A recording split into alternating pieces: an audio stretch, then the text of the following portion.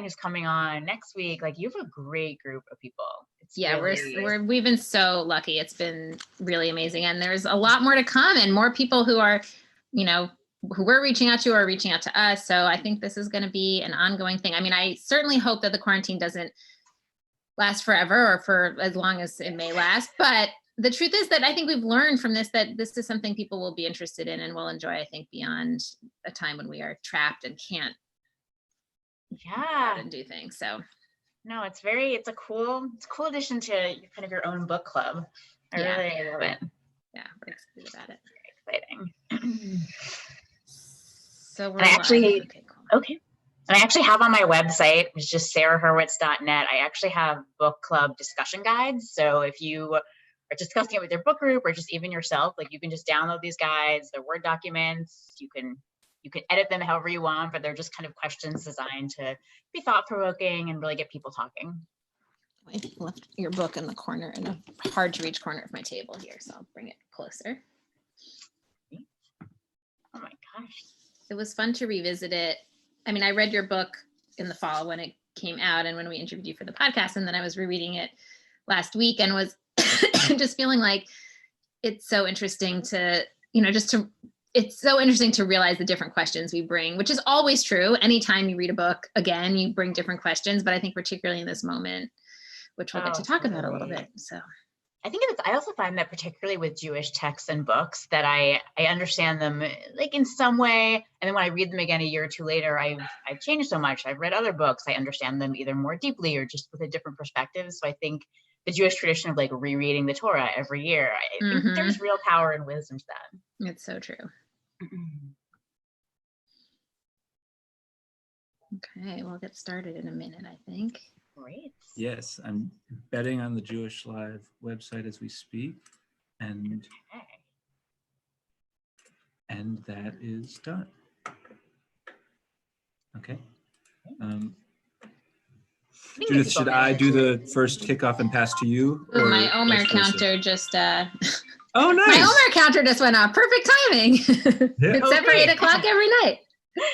I got a daily text from At the Well. It was awesome organization that he has a little bar, little thing in it every day. It's very cool. Yeah, nice. It's very cool. Nice. Yeah, Lex, if you want to start tonight, go ahead. Cool. Okay. Well, welcome everybody. All 218 of you in Zoom and counting. All of you on Facebook. All of you on YouTube. Wherever you are. Digitally, the digital geography of where you are, whatever website, and whatever physical geography you're in. In the chat, we have some beautiful sharing about areas of the country and other countries that you're here from. So keep that coming. Introduce yourself. Hello, I'm Lex Rofberg. I am one of the co-founders of Jewish Live, which is a brand new digital hub. I guess it's not totally brand new anymore. We're about a month old now. Veterans of this crazy world of ours. I think in Jewish time, that's still pretty new. Yeah, that's true. You're new for like 200 years, I would say. Yeah, that's a good point. So we'll take it. We're new. We're shiny and new. Jewish Live, little logo here. We're a new digital hub for all sorts of live streaming programs. This being one of them. We're thrilled to be partnering with the Jewish Women's Archive on the Quarantine Book Club, QBC for short.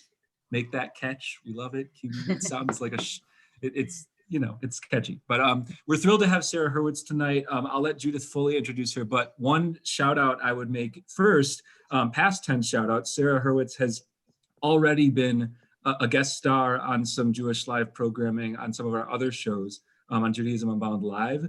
And the big announcement tonight is Sarah Hurwitz will soon be offering regular offerings on Jewish Live, a program recurring starting soon. We haven't totally set the launch date just yet, but it will be in the not too distant future. So those are some exciting things. To learn more about Jewish Live, just head to jewishlive.org. To specifically access this show, so the Quarantine Book Club, you can head to jewishlive.org/QBC, just those initials, and you can see all of the past episodes and catch up in case you missed any. So, and I know Jewish Women's Archive also has a link on their site for that. So with that, I will pass back to you, Judith, and I'll eagerly listen to what is going to be a great conversation. Awesome. So thank you, Lex. I'm Judith Rosenbaum. I'm the CEO of the Jewish Women's Archive. Really, really glad to be here tonight all together. I've been looking forward to it. This was a little bit of a longer break since our last one, and just exciting to return to this community. So JWA, as I hope you all know now, but I'll just say briefly one last time, that we're a digital archive that helps expand the Jewish narrative by documenting and sharing Jewish women's stories and drawing on the richness of our history to inform how we understand our world today and what we can do to change it. Please check out jwa.org. This is just one of many programs and resources that we offer. And there's so much more to discover there. So I've been thinking a lot about how we are in this kind of liminal time right now, both in our own lives. We're living in this time of kind of great uncertainty, not sure where we're headed, and also in terms of the Jewish calendar. And as I mentioned a second ago, when I said my Omer counter went off as we were starting, we're in the midst of counting the Omer, counting the days from Passover to Shavuot. For those of you who haven't counted yet, it's the 15th night of the Omer tonight. So we are on a journey, and tonight's talk will in part be about Jewish journeys. So before I introduce Sarah, I just want to say one moment of logistics. We have a large crowd, as you can all see, which means we don't have video and audio enabled for all of our participants. But we love for people to introduce themselves in the chat box. Please tell us who you are and where you're from. It really helps build a sense of community. And once we start the conversation, also feel free to put in any questions, and I'll be drawing on those in the second half of the program. So we're so delighted to have Sarah Hurwitz with us tonight. Sarah served as a speechwriter in the White House from 2009 to 2017, first as a senior speechwriter for President Barack Obama, and then as the head speechwriter for First Lady Michelle Obama. And prior to serving in the Obama administration, Sarah was the chief speechwriter for Hillary Clinton on her 2008 presidential campaign.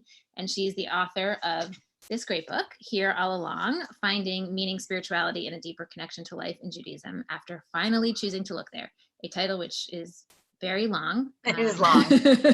But you managed to fit it so beautifully on the cover anyway. So welcome, Sarah. Thank you so much for being with us here tonight.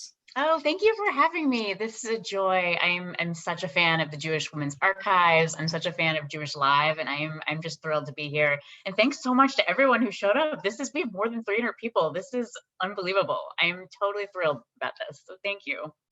So there's so much to say about your book, but before we get to your book, I just want to put aside the question that everyone I'm sure always has for you, which is, what was it like to be the speechwriter for Michelle Obama? How did that happen, and what was it like to work for her? Yeah, I mean, it was a joy. I mean, in terms of how it happened, it's not like I applied for a job online. It's a very strange path. I started as an intern in Vice President Al Gore's speechwriting office in the summer of '98. I got 2 junior jobs after that in politics, both of which were total failures. They were both in speechwriting, and I really didn't know how to write speeches. I was 23. I had no experience. And so I went to law school thinking like, okay, I'm going to be a lawyer. I'll grow up, get a law job. That's what I'll do. On my 3rd week of class, I met a guy named Josh Gottheimer, who is now a congressman from New Jersey. But back then he was a law school classmate, and he'd previously been a speechwriter for President Clinton. And the 2 of us just started freelancing together to earn money for law school. We were just speechwriting together. And we got jobs on General Wes Clark's 2003 presidential primary campaign, and he lost.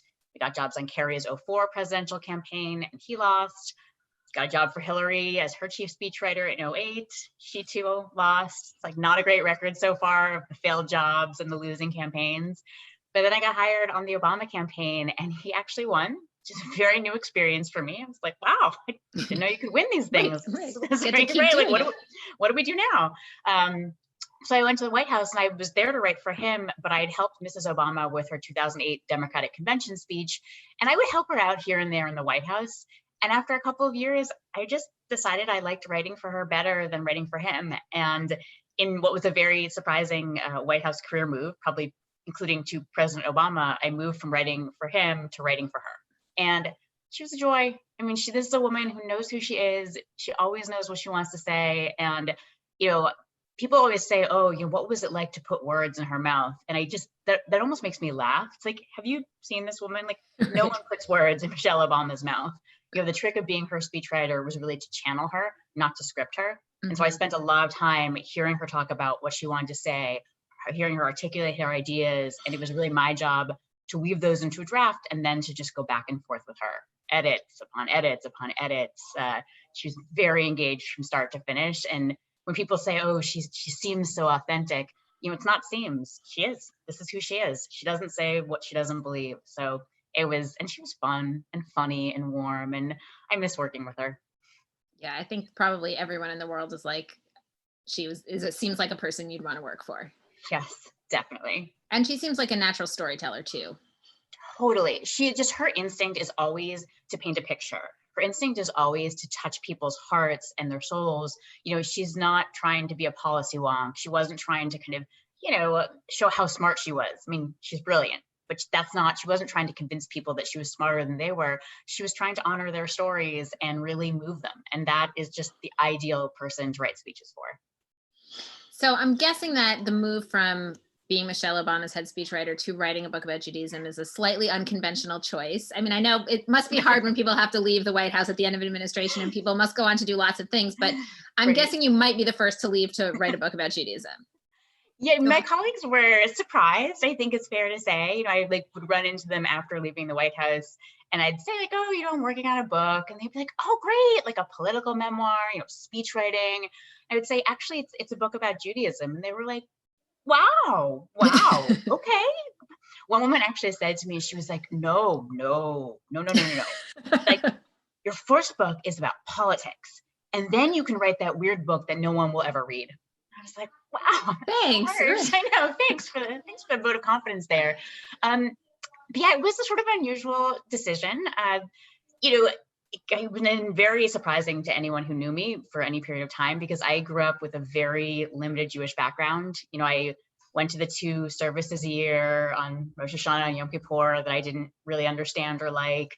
Went to the Seder that was boring, and that was Judaism. Right? It was 3 kind of dull holidays. And you know, after I became a bat mitzvah, I thought, okay, well, good, I'm done. I don't have to do this anymore. You know, I'm a cultural Jew. I'm a Jew by heritage, but you know, if I want meaning or spirituality or connection, I'm obviously going to have to look elsewhere because Judaism is 3 boring holidays and a vague feeling of persecution. Like that is Judaism. Then fast forward 25 years, I broke up with a guy I've been dating, and I just was kind of lonely and had a lot of time on my hands. And I heard about an intro to Judaism class at the local JCC, and I signed up to fill time. Could have been a ceramics class, could have been a karate class. I just needed to fill time because I was kind of lonely. And you know, what I found in that class really blew me away. There was just so much wisdom there that Judaism had to offer about how to be a good person and how to lead a meaningful and worthy life and how to find profound spiritual connection.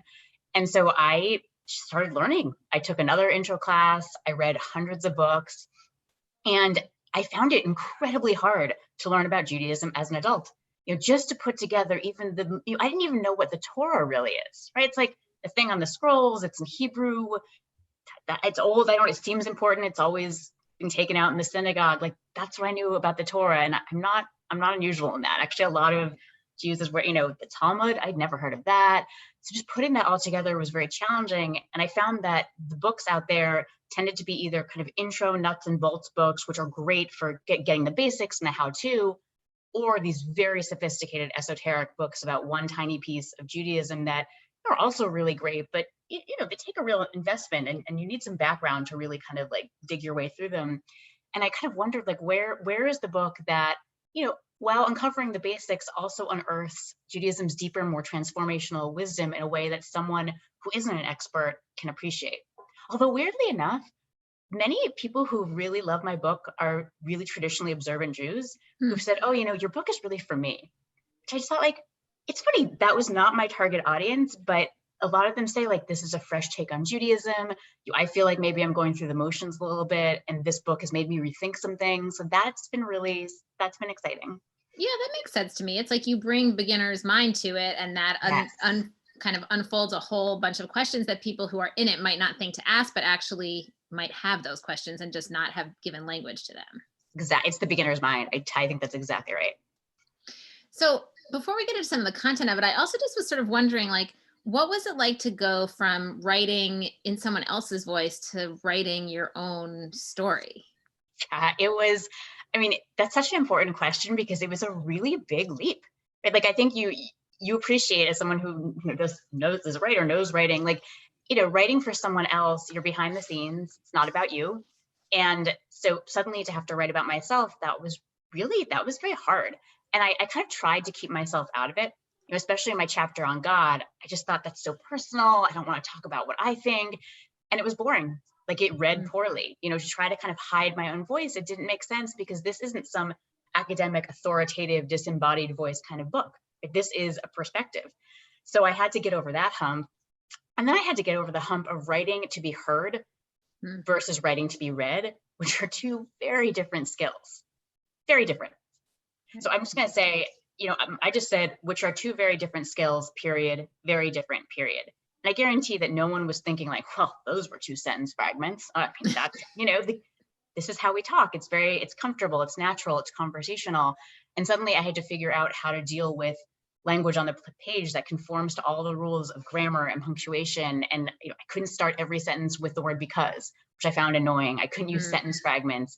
And when you're a speechwriter, you rely a lot on rhythm and tone and how things sound to kind of convey meaning, and you lose that in a book. So that was hugely challenging for me. That's so interesting. Yeah, as somebody who's a writer for the page, I would think it would be hard the other way. Like whenever I have to write for speaking, I feel like I have to chop everything up into smaller pieces. And it is, and this is a lot of journalists who try to become speechwriters really struggle because they're so trained to write to be heard. I mean, to write to be read, that trying to write for the ear is much harder. Mm-hmm. Were there parts of your experience as a speechwriter that you sort of brought to this in terms of like how you take material and make it understandable to people or kind of translate it for people? Yes. So, I mean, my speech writing skill was probably the most, I would say was by far the most important skill that I brought to this book, because Judaism is not super accessible. Like it is just, we don't proselytize as Jews, which I agree with. I'm in favor of that. But because we don't proselytize, we haven't really figured out a well-developed language to explain all of this to people who know nothing about it. This isn't something that we've spent hundreds and hundreds of years really focusing on. So trying to figure out, with Judaism, it's like there's no natural beginning. It's like, where do you start with Judaism? Where does it begin? I mean, even if you start on the beginning of the Talmud, it's like, from when does one recite the Shema? It's like, sorry, what, the Shema? It's very, everything in Judaism is sort of hyperlinked to everything else.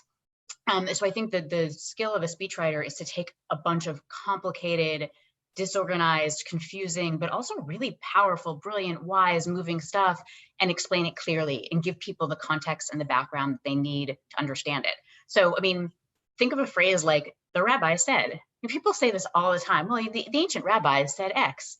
If you're me 7 years ago, you think, well, okay, who are the rabbis? Oh, okay, in the year 70, when the temple was destroyed by the Romans, it's like, destroyed the temple. Oh, okay, we used to 2,000 years ago sacrifice animals at a large temple in Jerusalem. It's like, I'm sorry, why? Well, because the Torah said that we should. It's like, okay, what is the Torah? It took me 2 chapters to give people enough background to understand the phrase the rabbi said. So definitely that speechwriter skill for clarity and for understanding that you never sacrifice accuracy ever, but you do sometimes sacrifice a little bit of precision for the service of clarity and moving people. Mm-hmm. Yeah, it's there, right? I mean, I think that that's part of what your book does so beautifully is like take things that are complex and give people a way in without limiting you, without sort of flattening it to one perspective. That's part of what I really appreciate about it is like you bring in so many different voices and perspectives and make it possible to not have it feel like it's a it's a big mishmash. It's funny because in my acknowledgement section, I acknowledged I had dozens of rabbis reading chapters or the whole book and giving me feedback. And someone said to me, I do not think that collection of rabbis has ever been together on the same page, because there are like ultra-Orthodox rabbis, renewal rabbis, everything, like every kind of rabbi you can imagine. And I value that. I've learned from Jews of every type of background, from people who aren't Jewish. And I think that diversity of perspectives is really important. And I think a lot of people responded to that from when they were from different backgrounds. Like, oh, there's someone like me quoted throughout the book as well. So that was important to me. You've redefined what it means the rabbi said.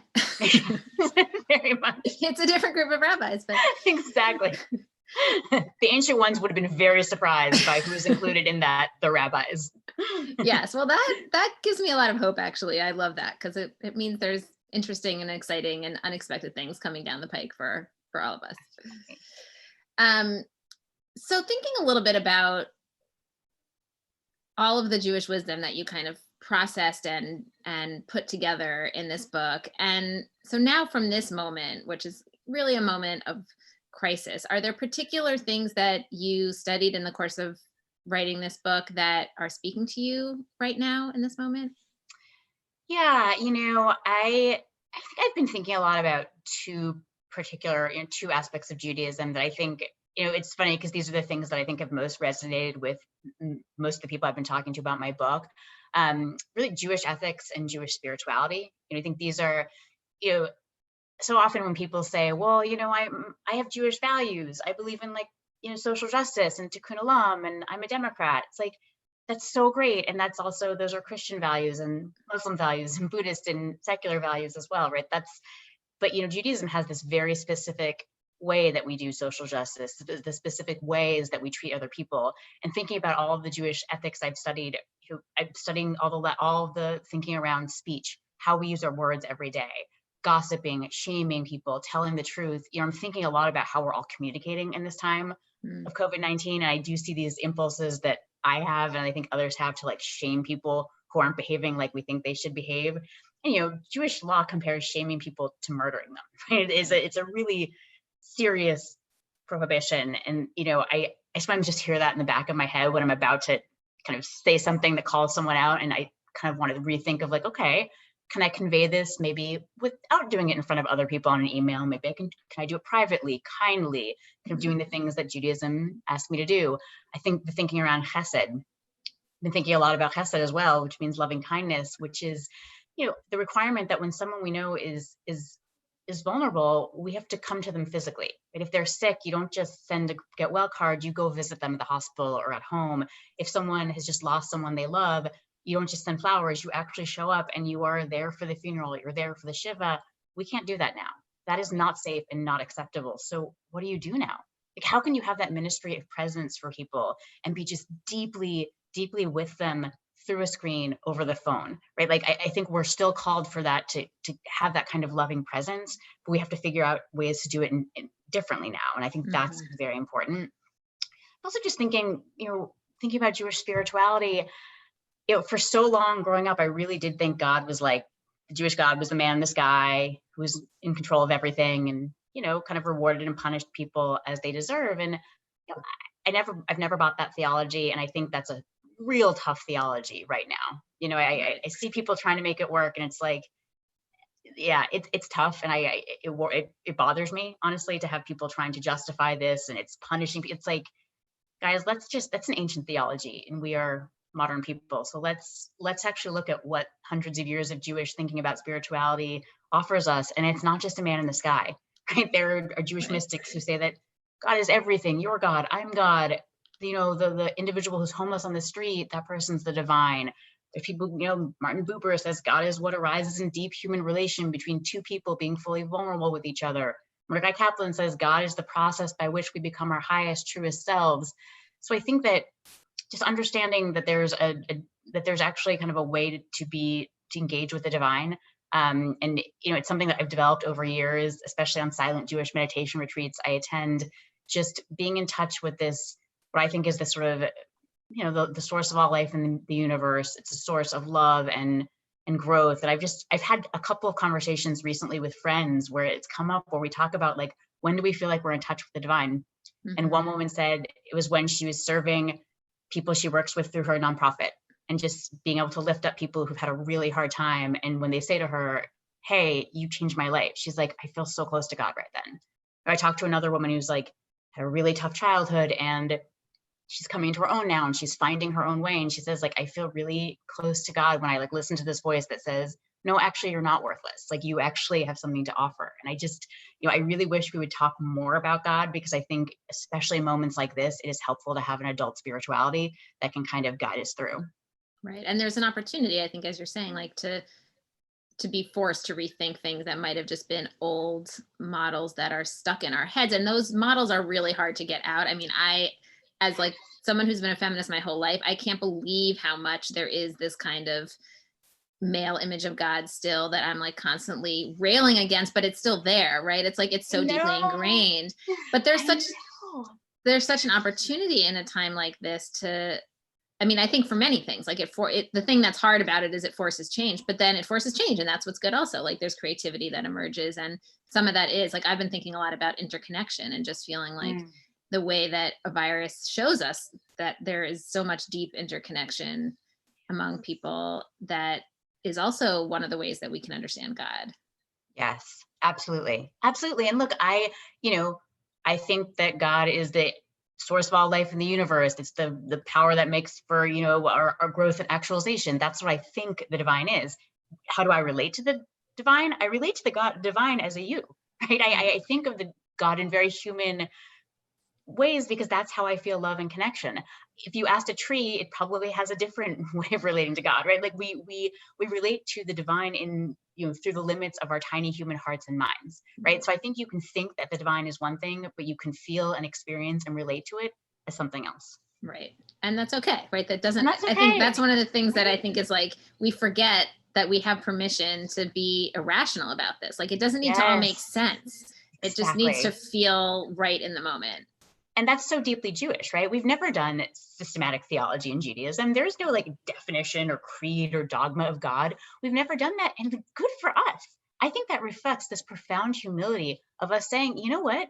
This is so much bigger than our tiny human minds can categorize or define. To do so is almost a kind of idolatry, right? You're sort of reducing God to something that you can fit into your human categories. And what we've said is like, we don't know. Here are the instincts we have. Here are the intuitions we have. Here's what we have sensed and felt and experienced. And here is equally, if not more important, here is how we think we're called to respond to that. Right? I think Jewish law is in a way our kind of response to the divine and also our attempt to bring ourselves closer to the divine, to what we think is the divine. And, I appreciate that. Yeah. And then there's also parts of our practice that, well, as you sort of already referenced, like things like our rituals around death and dying that like are just can't be done in the same way. And I've been thinking about Shabbat also, like, if Shabbat is a time that's a break, where you're at home and it's a break from the usual workaday and now everything's a big mishmash and who knows, I know. Right.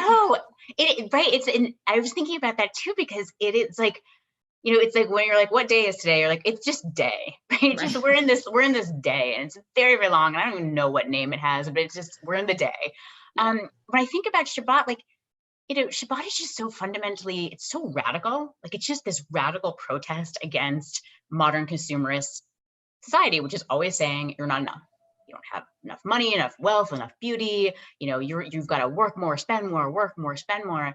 And I think that even today in this time of COVID-19, well, it doesn't feel as different as it used to, which I think is heartbreaking. I think we can still kind of like tune out all of those workaday consumers' voices that are coming at us through our phones and our screens, in front of which we were spending all our time, or at least I certainly am. I think shutting those down, even that can be a break, right? Like even like having no appliances running, no TV blaring, just having some kind of household quiet can be a break. Although if you have kids in a family, you're definitely not getting any quiet, but quiet from electrical kind of sounds. I think there are ways, but I don't have a rigorous Shabbat practice, and I think it's very hard to do right now. And I think there's some aspects of what you're describing that are part of this whole experience. Like I've been thinking about the ways that being home all the time makes me think about how much I define myself by productivity and all of the kinds of capitalist impulses that we've internalized deeply, even if we sometimes rail against them or whatever. And so it's an interesting kind of experiment with time overall at this time. Yes.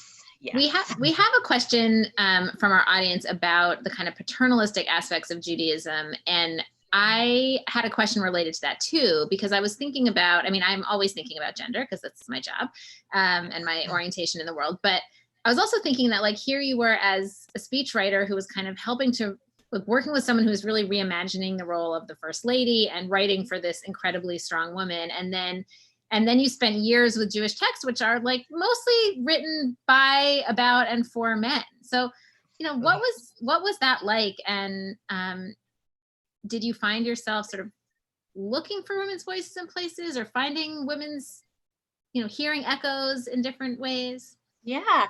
So, I find it sort of frustrating sometimes when people say to me, "Oh, but what about the sexism in Judaism?" It's like, yes, this is a really ancient religion. When the Torah was written 2,500 years ago, women, women's roles and the conception of women was very different than it is today. That's just a fact. You have to really work to find women's voices. I guarantee you, women's voices were there, even if they weren't recorded. There were plenty of women making their ideas, their thoughts, their beliefs known. They were contributing. I mean, it's heartbreaking that we don't have the recordings of those things that we have of men's voices, because I think we're missing quite a lot. But they are there. You can find them. But actually, I'm not troubled by this, because I think that I look at the Jewish world in which I operate, and there are no limitations on me as a woman. I can be a rabbi. I feel like I've been treated very well as a woman. Many of the congregations I visit are headed. The president's a rabbi. The president is a woman. The head rabbi is a woman. I feel like I'm in spaces where women are very powerful and empowered. So this is not something I feel. Is there the usual just American, gender issues? Of course, right? We're no different from anyone else. I'm not saying that, but I think that the idea that Judaism is sexist, that's not true. We have a history that's certainly very much patriarchal, very much dominated by men, but we have done the very traditional work of continuing to reinterpret our texts, continuing to hear revelation in our time through our evolving, moral progress. And so I think that, in 90% of the Jewish world in America today, that has involved a real re-understanding of how we think about women's issues. And, when people say, well, that's not traditional, women being rabbis isn't traditional, I think I'm a little confused by that, because that's literally what the ancient rabbis were doing. They were re-understanding the Torah in light of the fact that they no longer had a temple through which to worship God. So, to freeze Judaism in the year 1400 or 1700, that's a very radical move. That's not a particularly traditional move. That's a really radical kind of turn of events. And I appreciate the more traditional approach of continuing to interpret our texts.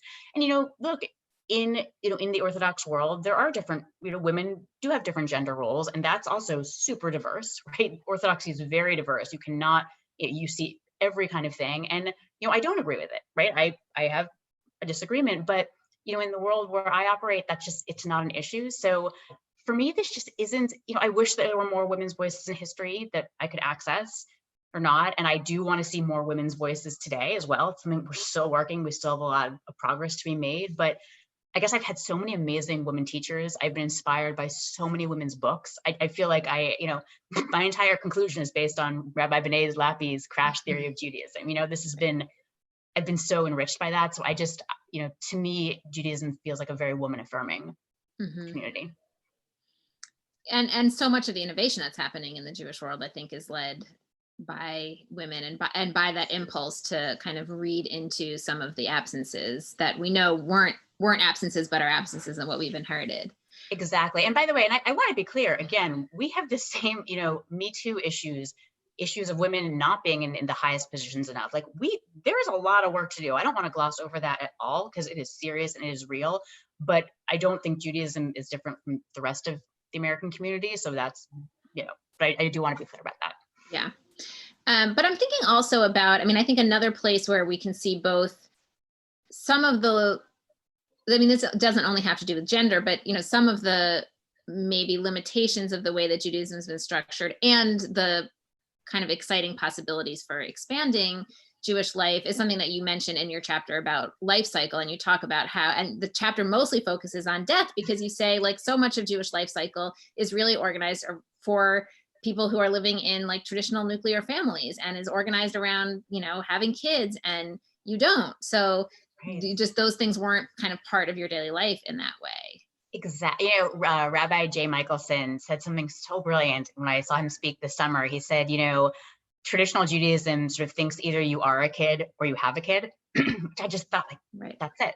Right. And look, I don't think that we should get rid of all these traditional life cycle rituals. They're hugely meaningful and powerful and just so beautiful for so many people. But when 50% of American Jews are not married, just like 50% of the overall American population, when only a minority of Jews in their 20s, 30s, 40s, and 50s has kids at home, we've created a Judaism that actually isn't responsive to a significant part of the Jewish community. And I think we have to ask, and I think there's so much great work happening right now. Organizations like, Mayim Hayim, the mikveh in, did I get the right, I'm like blanking right name. I got it right, that was the right name. In the Boston area, which is, they're really rethinking, how do you do mikveh, right? How can this accommodate, not just the traditional uses, but all kinds of life transitions. And I really appreciate that kind of work. Yeah.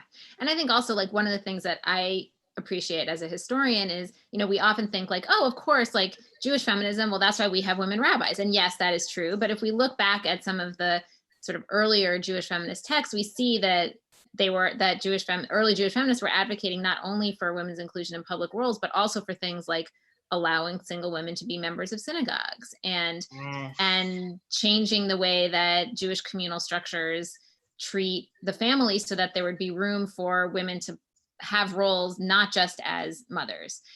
So that's a piece that we're kind of like getting back to now, I think, a little bit in different ways. Absolutely right. And I think, I'm sort of noticing that as we're talking about women's issues, I sort of feel almost a little bit uneasy because I think that, at least here in America, so much, I think, what women are struggling with has to do with having kids and being in a society that does not support that. It does not support the care of kids or the care of elderly parents. And this disproportionately falls to women. And so, I don't have that experience. So I think that in a way, I feel a little bit reluctant to kind of speak for women or to capture women's experience. I felt like I just couldn't quite do that in my book in a way that felt authentic. Mm-hmm. So one question I had, this is a little bit of a different question, but I was thinking about, it's on the theme of Judaism as a kind of ongoing struggle and ongoing learning. And I was thinking about how when you publish a book, you're sort of like codifying your perspective in a certain way, right? You're capturing your thoughts at a certain moment. Yeah. So I'm wondering what it's like for you now that your book hasn't been out for that long, but, been out for several months. Like, is it hard to feel like, oh, well, this like captured me at a particular stage along my learning and journey? And like, are there things that you would want to say differently or more, or, Yeah, that's such a great question. I do, there are little things that I kind of think back on. Like, I don't think I talked enough about community in my book.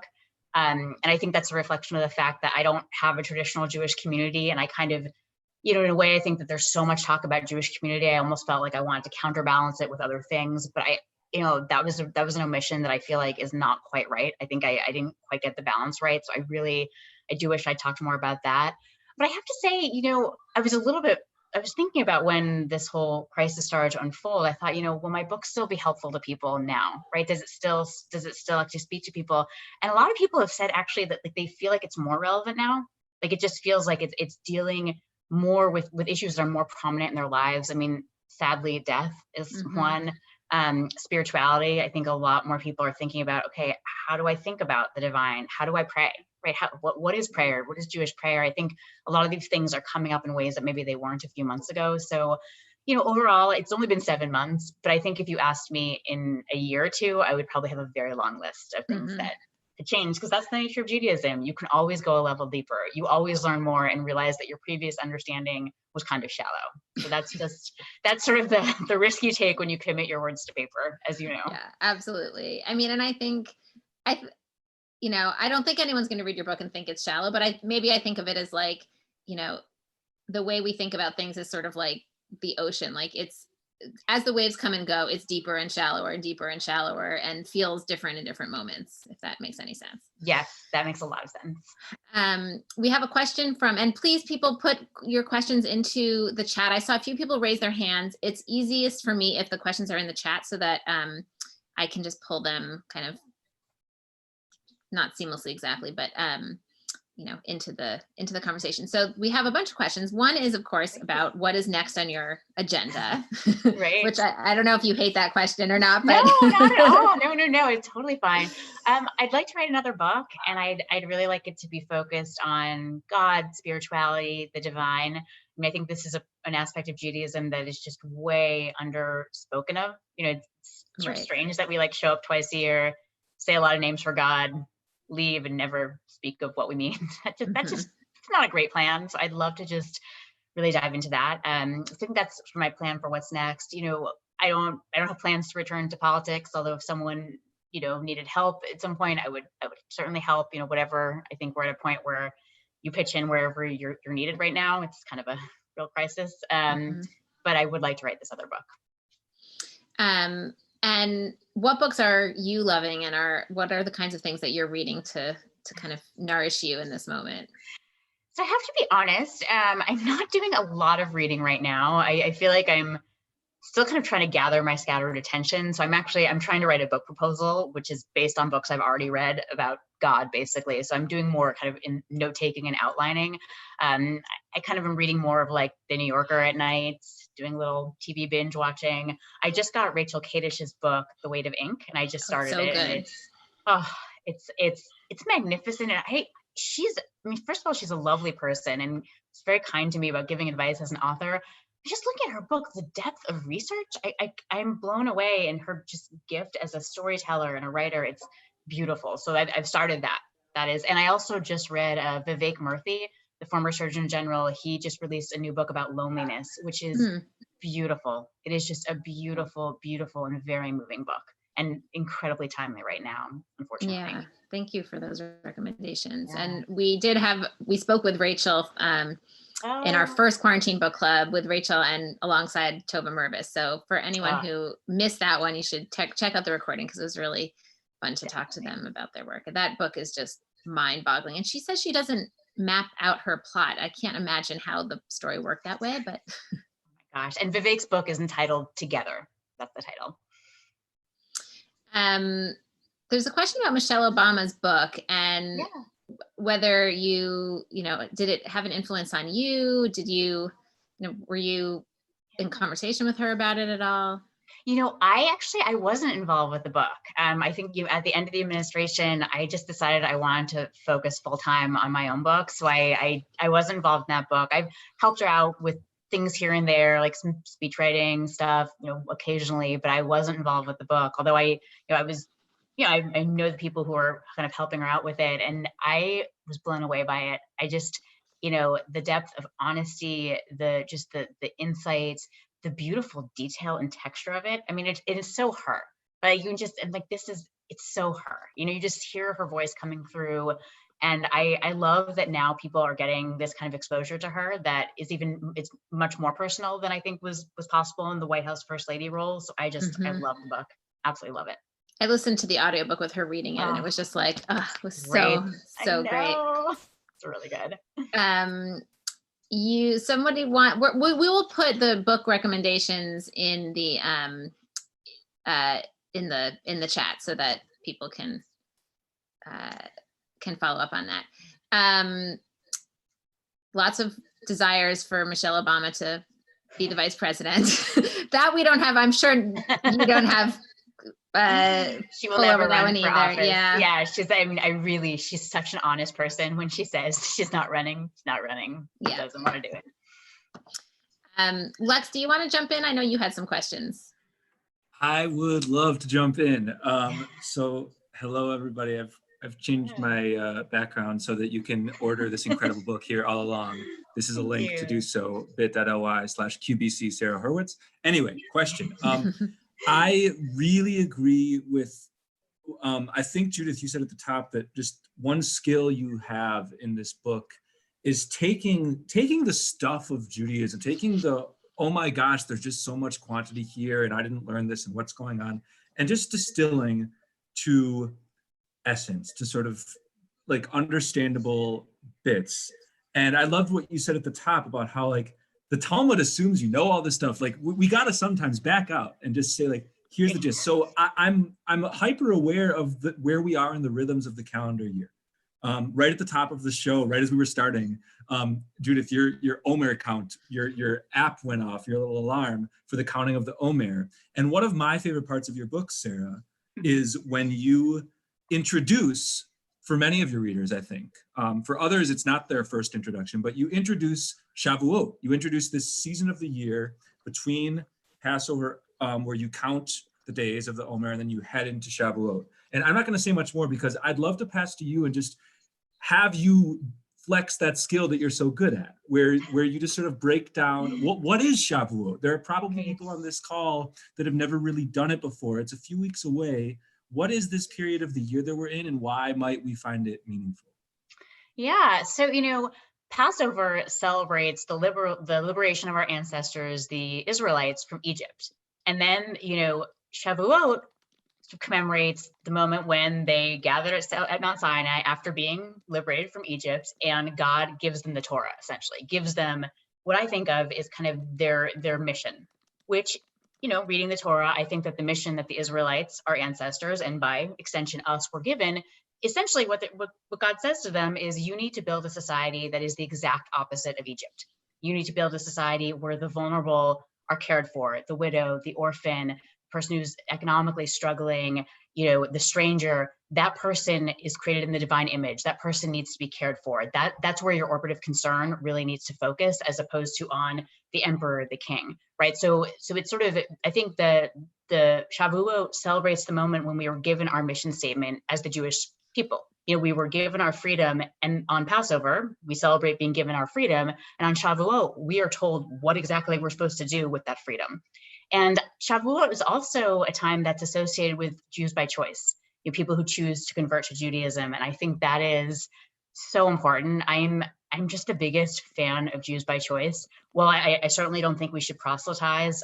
I would really like to advocate for a radical and enthusiastic and maybe even borderline aggressive welcoming, because I will tell you that every class I have taken, every community I've been part of, the people who came to Judaism, as adults who chose it for themselves, they are more knowledgeable, they are more passionate, they have a perspective and just a depth of engagement that I just think a lot of us who were born into Judaism, we really lack. So I think that's a really special part of Shavuot is celebrating those who've chosen to throw in their lot with us, to be part of our people.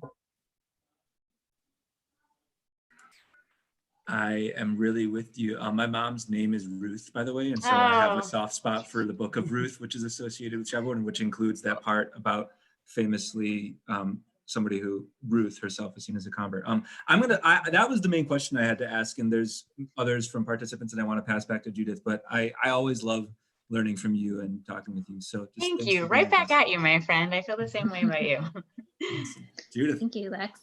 We have a question about your law school training and how that helped or hindered you in becoming a writer. Yeah, not at all. Just really, I hate to, they're like, no, but it must have helped you.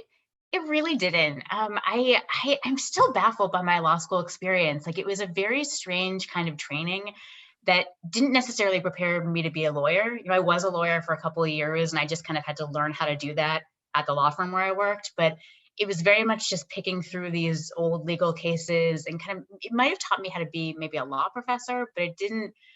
It just was a really technical and kind of weird education that I don't think it helped me. I hate to say that, except for I did take a negotiation class, which was excellent. And that I think actually helped me a lot, just with the basic, the relationship part of being a speechwriter, because as a speechwriter in the White House, you're not just sitting around kind of, with a pipe and a little fancy jacket, just, typing like Hemingway. You are getting, you're getting feedback from the person you're writing for. And then we would send around our speeches for Mrs. Obama to maybe 50 people in the White House. For the president, it might be 70 or 80. And you would get feedback from all over the administration, from fact checkers, policy experts, lawyers, communications people. And we wanted to make sure that this was accurate. But, a policy wonk's version of accuracy and a human being's version of accuracy are very different. So it was a lot of negotiation, a lot of trying to kind of figure out how to keep the speech coherent and moving, yet still accurate and appropriate. So that was, I think I learned a lot from that negotiations class about that. Wow. Yeah, that sounds like a logistical nightmare, let alone the negotiation piece, just like keeping track of all the You have to be very organized. But I have to say, that's actually a lot that's similar to how I wrote my book, where probably every chapter was reviewed by at least 20 people. And I so appreciate that input. Yeah, well, it's great it's like to know how to take feedback and work with it is a huge skill. Hugely helpful. Yeah. I'm thinking about this kind of question of like, what are the opportunities, or what are the things that we're forced to change in this moment? And we've sort of touched on this a little bit in terms of like, we talked a little bit about Shabbat. We sort of mentioned in passing like death rituals and maybe prayer. Are there particular things that you're seeing, sort of innovations that are coming out in this moment that you see as hopeful or as creative in new ways? Like, how do you, as somebody who's kind of like looked over the course of sort of history of how different things have been practiced, do you see a lot of creativity happening in this moment, or do you think we're not quite there yet? It's a good question. I mean, I think, hopefully we will be at some point, probably farther away than we would all like, but at some point we won't have to be in this physical distancing kind of situation. So I don't, I do think many things will kind of go back to being in person. But what I think has especially moved me is to see the way that people are in very non-traditional ways deeply embodying the whole point of the tradition. So I'm thinking of, I recently wrote an op-ed in the Washington Post about chesed, loving kindness. Mm-hmm. And I told the story that I had heard from a friend of mine who's a rabbi of, unfortunately, this a man he had passed away, and his wife of 43 years, he passed away from COVID-19, and his wife of 43 years was like heartbroken because she couldn't, they can't do the burial, the shiva, all the things you normally do. And so, it was not an Orthodox congregation, I think, Reform, Reconstructionist, but she actually learned about the tradition that is usually done among more observant folks of forming a receiving line at the end of the funeral, where the mourners walk, people form a line on either side of the mourners, and the mourners walk through, and the people say to them, they offer condolences basically. And this woman was very moved by this idea, and she thought like, well, what if we figured out a way to do this in our cars? And she had people drive to the synagogue parking lot, line their cars up on either side, and her car with her family, they drove through this line of cars, and people like blew kisses from their cars. They stood beside their cars and put their hands on their hearts. It was, and so I wrote this, I didn't actually know who it was, but then she actually contacted me and just sent me a beautiful email. And I was so moved by how, we're talking about cars, right? It's very modern technology, but what a deep and beautiful way to honor Jewish tradition. She got it exactly right, right? The whole point of that is to gather your community, to show their love and support for you.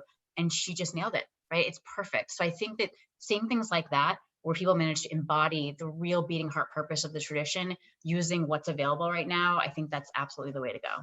Yeah, that's a really beautiful story. I was thinking about that so much when I was rereading your chapter about death, and I do feel, and I've said this many times, that I feel like Judaism really does a great job with death. Like the rituals are so powerful and so helpful, and so like offer such a container, and to not, and I know from friends who have been going through this, like to not be able to have those at your disposal is just such a, it's completely, like destabilizing, like you don't know what you're supposed to do. But I also know I've been part of these online shivas, and there is something beautiful that can happen there too, even if it's not the way that you would ideally want to do it. And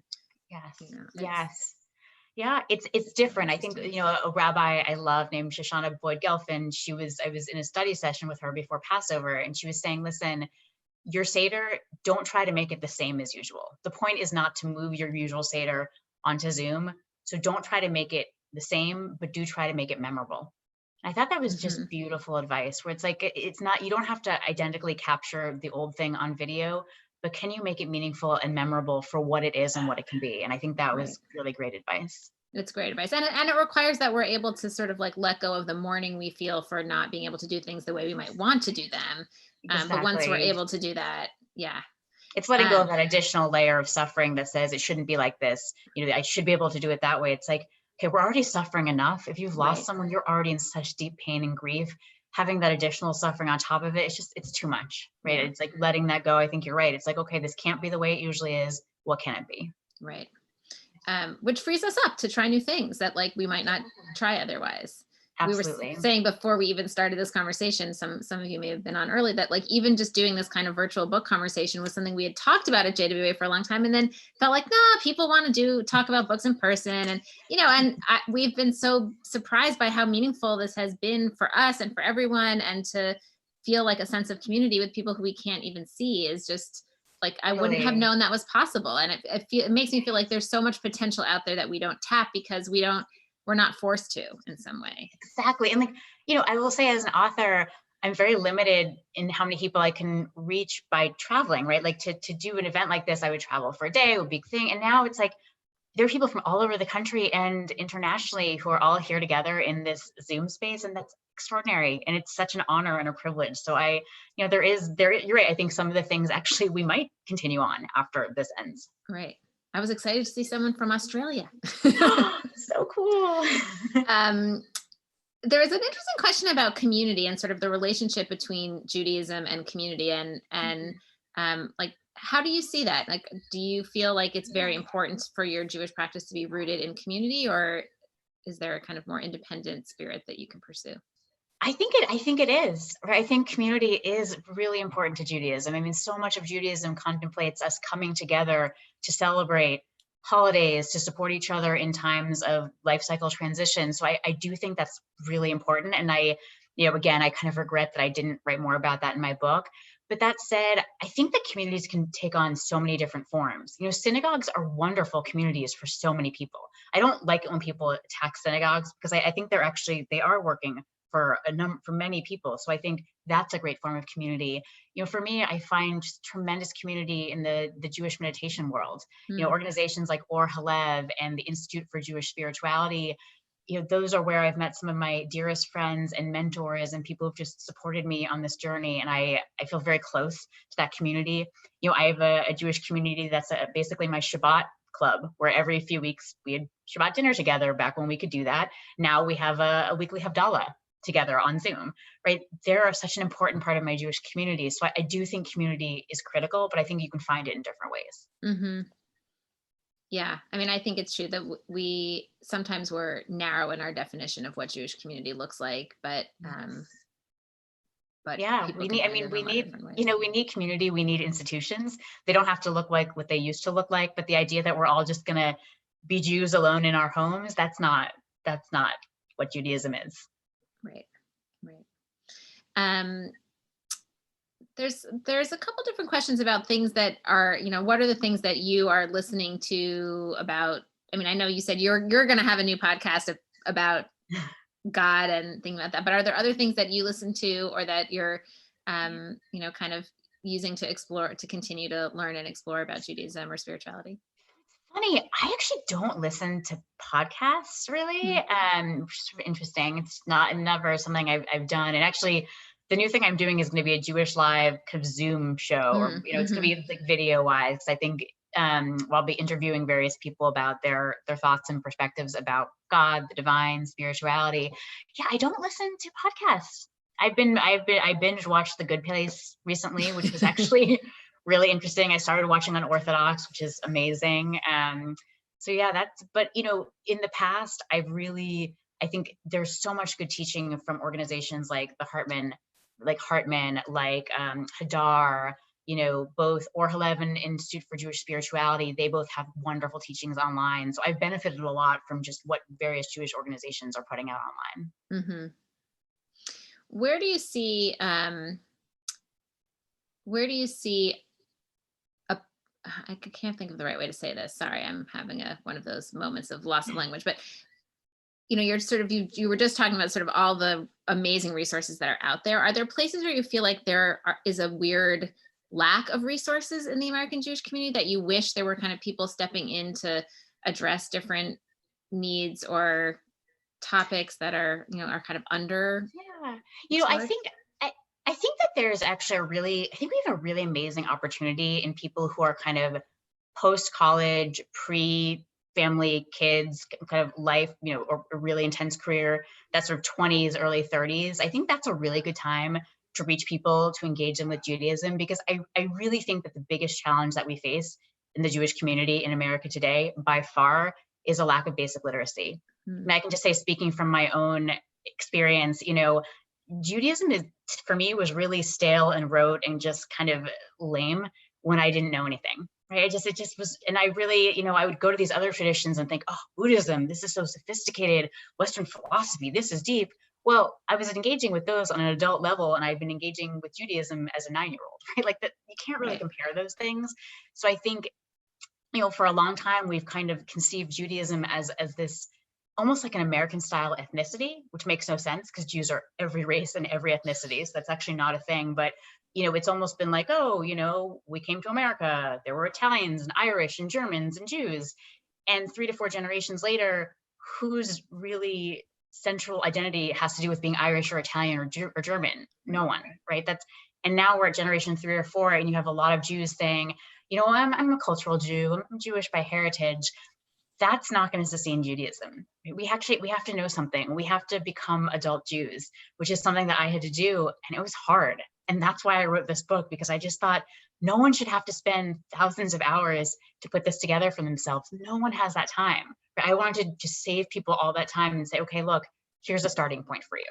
So I think that, you know, that kind of 20s, early 30s, when people are beginning to build their career, haven't yet, you know, they sort of have some time and they're adults. I think that's a really good time to start learning and engaging. Yeah.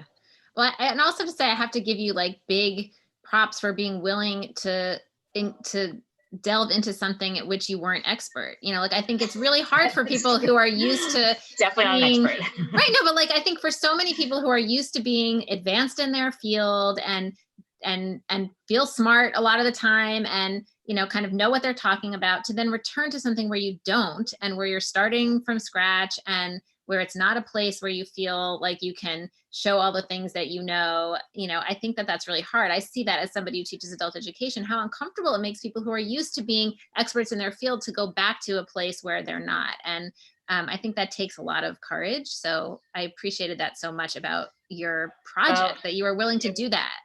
Thank you. It was terrifying. And it was the reason why I had dozens of rabbis checking everything, because I kept saying, I don't know what I don't know.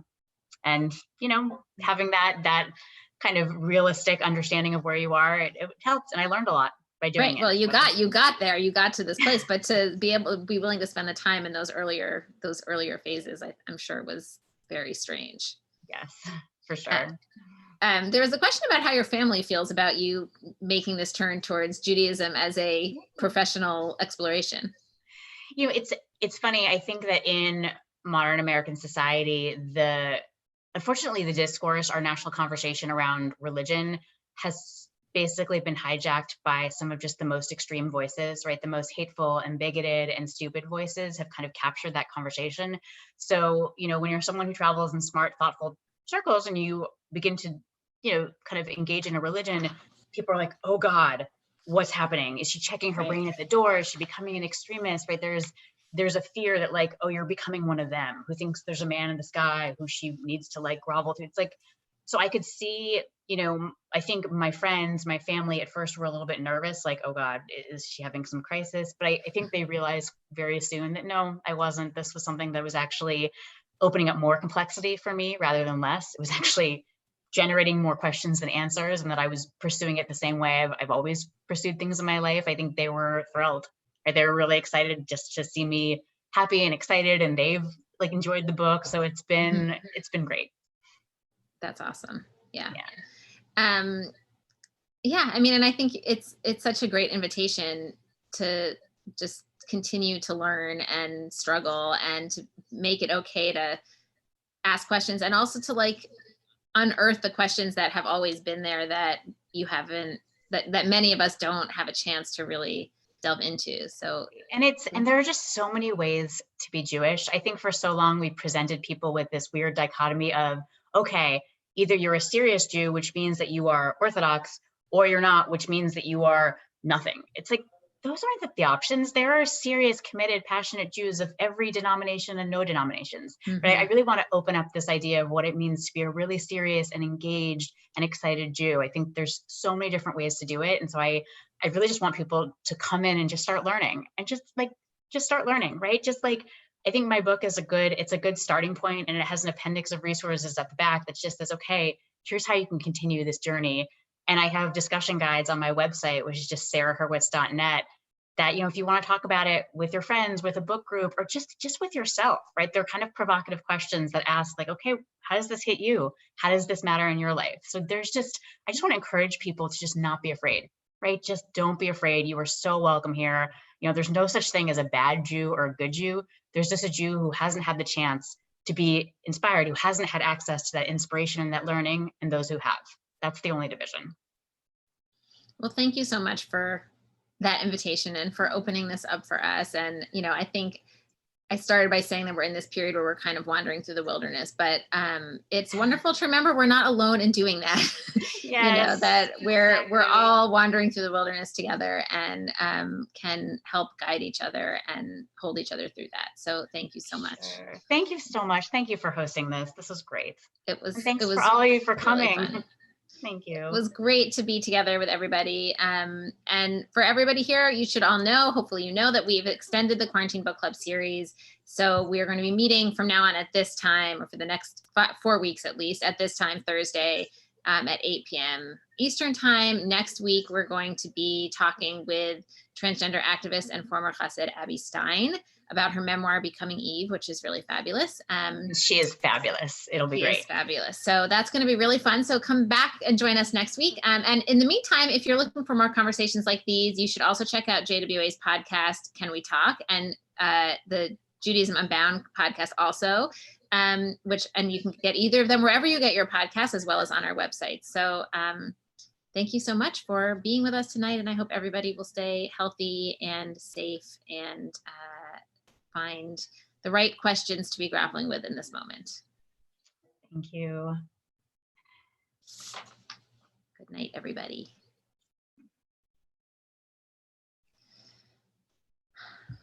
Wonderful. Great. All right.